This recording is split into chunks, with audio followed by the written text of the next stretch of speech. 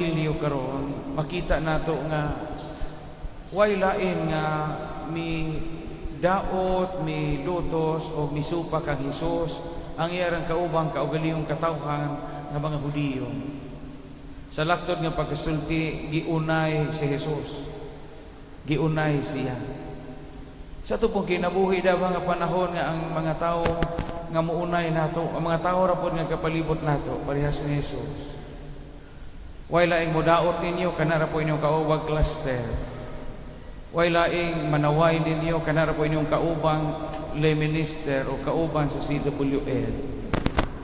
Way laing manglibak sa pari ang kaugalingon ra pong parokyano. Way laing manaot sa imong purok president kanira po mga kauban sa purok. Kinaiya sa kalibutan ng unayon kita. Kung si Hesus wa makalingkawas ana.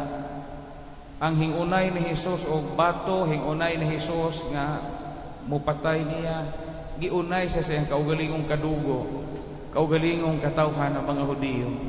Apan na nakanindot ni Hesus, naningkamot siyang mubaro sa unsay angayan o unsay gusto kay kahibaw man siya nga naasa sa insaktong puder. Kahibaw man siya nga ang iyang gibuhat, buhat sa Amahan. So paningkamot niya bisag unayon mo og daot, unayon mo og bato, unayon mo og libak, unayon mo og panamastamas. Paningkamot niya di mo mapildi ana.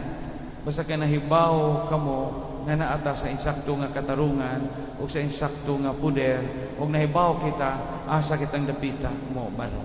Amen.